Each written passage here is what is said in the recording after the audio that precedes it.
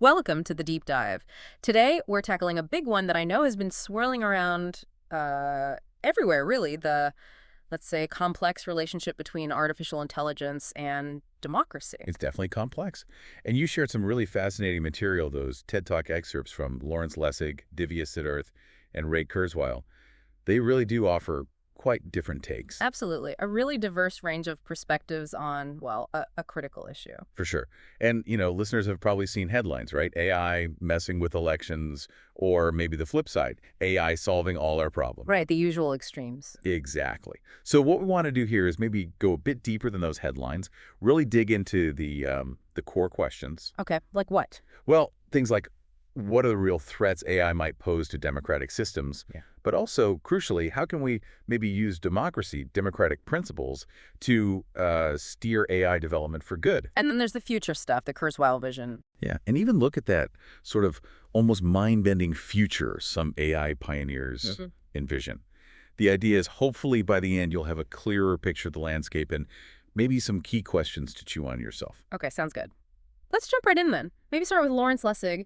His perspective seemed, well, quite cautionary. Definitely cautionary. He kicks off with something pretty striking, the January 6th events in 2021. Right. And his point wasn't just about the event itself, but the fact that years later, so many people still believe the election was stolen, despite, all the evidence. Precisely.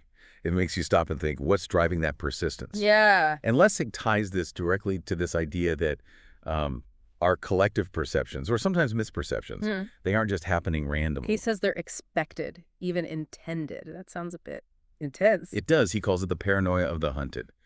The idea isn't that everyone is paranoid, but that the feeling of being manipulated, maybe by algorithms or certain media narratives, isn't entirely baseless. There are forces actively shaping what we see and believe. Okay. And this leads him to his analogy of analog AI, which I admit confused me at first. It's not digital code. No, not necessarily. For Lessig, an analog AI is basically any system or institution designed with a clear purpose. He gives two main examples. Democracy and corporations. Exactly. Democracy ideally is designed for the common good. Corporations, well, generally designed to maximize profit. They're both purpose-built entities. Okay, I see. Sisters with goals. Right. But here's the kicker. Lessig argues that, particularly in the U.S. context, corporations have actually become more effective analog AIs than democracy itself. More effective at achieving their goals, you mean? Yes, he points to things like corporate influence in elections, the huge amounts of money spent. The suggestion is that this makes politicians potentially more responsive to corporate aims than to, say, the broader public will.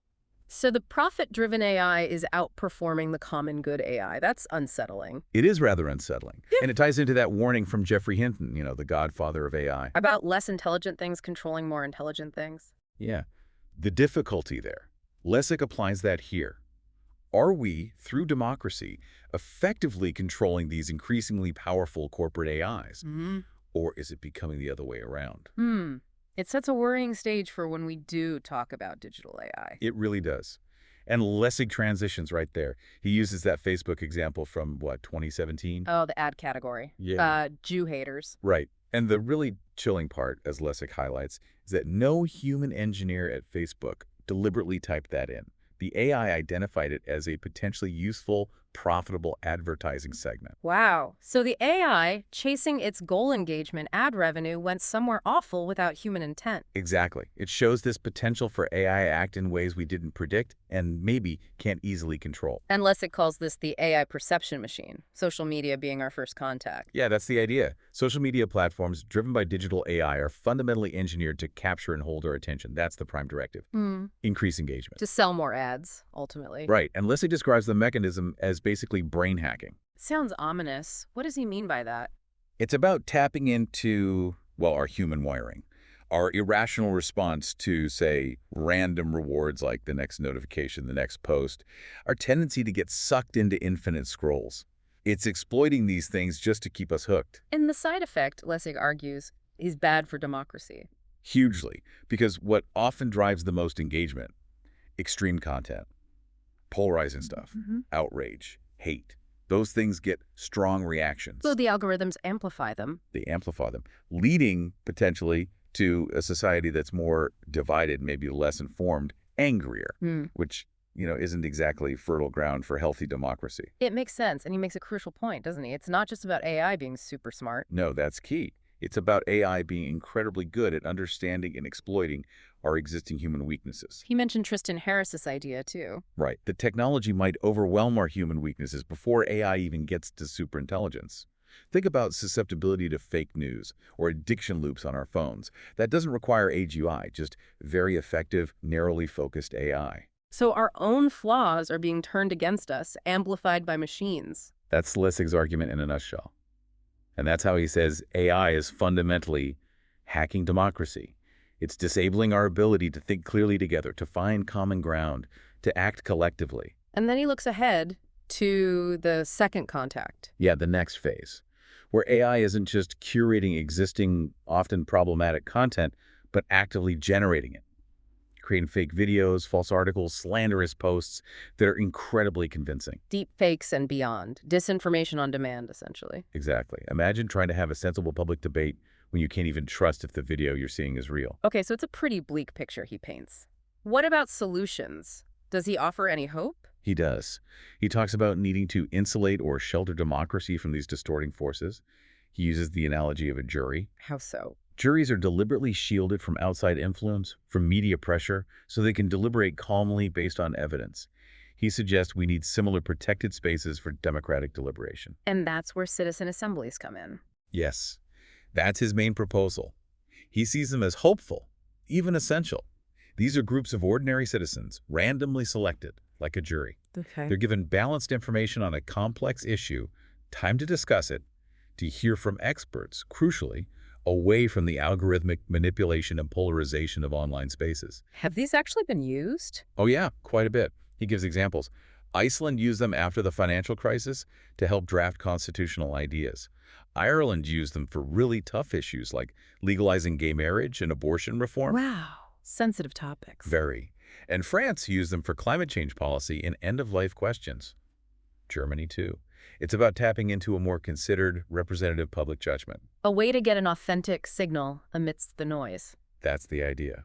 Lessig really emphasizes this isn't just a nice-to-have. He thinks it might be vital for democracy's actual survival as AI gets more powerful. So his final message is pretty urgent then. Very much so. Yeah. Act now. Build these alternative structures, these shelters, before it's too late. Ensure democracy can withstand what's coming. Okay. A sobering, but yeah, important perspective. Let's shift now to Divya Siddharth. Her take seemed quite different, almost the opposite in some ways. Right. It's a fascinating contrast. Where Lessig sees democracy primarily as vulnerable, Siddharth frames it as a potential solution. A solution to the challenges of AI. Exactly. She calls democracy a cutting-edge social technology in itself, something we need to navigate this new era. Interesting framing. She comes from a tech background herself, right? She does, science and tech policy. Yeah. But her focus shifted towards building tech with and for people, for the collective good. She contrasted social media with the early internet, I remember. Yeah, the open standards of the internet versus the more closed, sometimes manipulative designs of social media platforms. That idea of collective creation and benefit is central for her. And she co-founded the Collective Intelligence Project. What's the goal there? Their mission is basically to build new ways for groups of people, the public, to collectively guide and govern artificial intelligence, bringing public voices right into the heart of AI development. So less top-down control, more bottom-up input. Precisely. And they've been doing actual projects, testing these ideas. What have they learned? Well, a couple of really interesting things. One is that, contrary to maybe some stereotypes, ordinary people are perfectly capable and willing to have deep, thoughtful conversations about AI risks and benefits. They don't just want simple answers. No, they bring up complex concerns like becoming too reliant on systems we don't understand. It shows a real appetite for meaningful engagement. That's encouraging. What else? Maybe more surprisingly, they found less polarization in these structured discussions than you see, say, on Twitter or in general politics. Really? People found common ground on AI. Apparently so. On big principles like AI shouldn't be racist or sexist, it should protect free speech, broad agreement. Any disagreements? She mentioned one funny exception, whether AI should be designed to be funny. That apparently sparked some debate. Huh. Okay, that's relatable. But the serious stuff, people agreed. Largely, yes, which is hopeful. And it led to projects like Their collaboration with Anthropic, the AI company. The Collective Constitution Project. That's the one. Yeah. They got about 1,000 representative Americans, not experts, Yeah. just regular people, to co-write a kind of constitution or a set of guiding principles for an AI model. And they actually use that to train an AI. They did. They retrained a powerful language model based on these crowdsourced principles. And the result? This is the really striking part. Yeah. The people's model, guided by this collective constitution, performed just as well on capabilities tests as the original model trained by experts. But it was judged to be significantly more fair and less biased in its responses. Wow. So the diverse, non-expert input actually improved the AI's ethical alignment. It seems so. It really underscores the value of bringing in those broader perspectives. Sitters shared a quote from one participant. Yeah. Something like, the AI researchers might be the experts in AI, but I have 8 grandchildren. I know good values. That's powerful. Lived experience matters. Absolutely. And their work goes beyond that. They're looking at things like co-ownership models for AI training data, since that data often comes from all of us. Treating data as a shared resource. Right. And even using AI itself as a tool to help improve collective decision-making, maybe helping large groups find consensus more easily. Interesting. Using AI to enhance democracy, not just threaten it. Exactly. And they're working internationally, too. She mentioned Taiwan, working with Audrey Tang on involving citizens directly in shaping how AI is used there. I think I read about that, like a public option for AI. Yeah, exploring ideas like a publicly run AI built on shared data, maybe focused on safety and accessibility for everyone. Really innovative stuff. So Siddharth fundamentally rejects the idea that we have to choose between, say, democracy and technological progress. Completely. She argues that's a false choice. We need democracy, and we need progress, and we need safety. They're all intertwined. You can't really sacrifice one for the others long term. It's a much more integrated and maybe optimistic view. Definitely optimistic. She talks about the potential for these new forms of collective intelligence, combining human wisdom with technological tools to build a genuinely better future. She ended with that Arundhati Roy quote, didn't she? Yes. Another world is not only possible, she is on her way. On a quiet day, I can hear her breathing. It's a very hopeful vision. It really is a strong counterpoint to Lessig's concerns. Okay, so that brings us to our third perspective, Ray Kurzweil. He adds a whole different dimension, focused on the speed of AI development. And he should know, he's been in the AI field for, what, 61 years? Incredible. It gives him quite the long view. It certainly does. He remembers the 1960s when most people thought AI was basically science fiction, even if pioneers like Minsky were optimistic, though Kurzweil thought their timelines were too fast back then. He has this interesting point about humans as toolmakers extending our intelligence. Yeah, going right back to the opposable thumb, how that allowed us to grasp and make tools, and how each generation of tools build on the last, leading eventually to, well, AI computers as intelligence amplifiers. It's a neat way to frame it, but then he gets into the data, the exponential growth. Oh, yeah. The charts are mind-blowing. He shows how computational power calculations per second you can buy for constant dollar hasn't just grown linearly, but exponentially. Doubling, doubling, doubling. He had that comparison from 1939 to now. Right, something like a 75 quadrillion-fold increase in computing power between then and modern chips from Google or NVIDIA. It's almost impossible to grasp that scale of change. No kidding. And that's what's fueling things like the large language models we see now. Absolutely. That sheer computational muscle makes them possible. And this ties into his famous prediction from 1999. Yep. Predicting artificial general intelligence, AGI, AI, with human-level smarts arriving around 2029, based purely on projecting that exponential curve forward. Which must have sounded pretty wild back then. Oh, totally. Lots of skepticism. But he points out that now the consensus in the AI field has shifted dramatically. People think it's coming sooner. Much sooner. He mentions Elon Musk talking about maybe 2 years. Other experts saying 3 or 4. Kurzweil himself sticks to his 2029 prediction, about 5 years out. But the point is, many experts now agree AGI is likely near term. Wow, that's soon. He also talks about the singularity, right? What exactly is that again? It's that hypothetical point where AI becomes capable of improving itself so rapidly that technological growth just accelerates beyond our ability to predict or control. A fundamental shift. Sounds a bit like the machines take over. Well, that's one interpretation. Kurzweil frames it more as an era of unprecedented change and advancement. He points out, look, technology already builds on itself. We're way wealthier now than 100 years ago because of it. The singularity is that process hitting warp speed. Okay. And he sees AI transforming specific fields very soon, like medicine. Hugely optimistic about medicine. He gives the Moderna example how they used AI simulation to figure out the COVID vaccine sequence in just 2 days. 2 days. That's incredible. Right.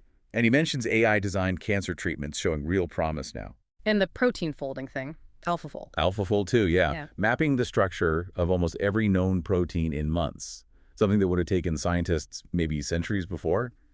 That understanding is fundamental to designing new drugs, understanding diseases. And simulating clinical trials digitally. That's another potential game changer. Speeding up testing dramatically. It all leads to his idea of longevity escape velocity. What's that? Okay, buckle up for this one. He predicts we'll hit it in the early 2030s. Yeah. It's the point where, for every year that passes, science extends average human lifespan by more than a year. Wait, so your remaining life expectancy keeps increasing? Effectively, yes. You're outrunning aging, thanks to accelerating medical breakthroughs driven by AI. That's hard to wrap my head around. But what about resources? If everyone lives way longer? He addresses that. Kurzweil argues AI isn't just improving medicine, it's also revolutionizing energy, resource management. He talks about solar power. We only need to capture a tiny fraction of sunlight to meet all our energy needs. Technology solves scarcity, in his view.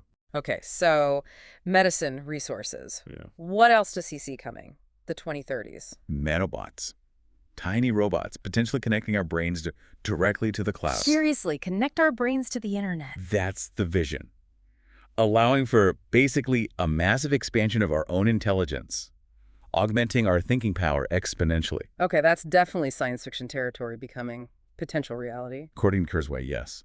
And this all builds towards the singularity, which he pegs around 2045. And what does that look like in his view? Humans become? His words, funnier, sexier, smarter, more creative, basically transcending our biological limits. How? Being able to change your appearance at will, maybe experience reality in richer ways, overcome disease and aging, enhance our consciousness, our culture, a fundamental transformation of the human condition. It sounds almost like becoming gods in a way. It's certainly a vision of radical enhancement. He talks Yeah. about overcoming limitations, expanding what it means to be human. Does he worry about losing something in that transformation? He actually ends on a very personal, almost touching note.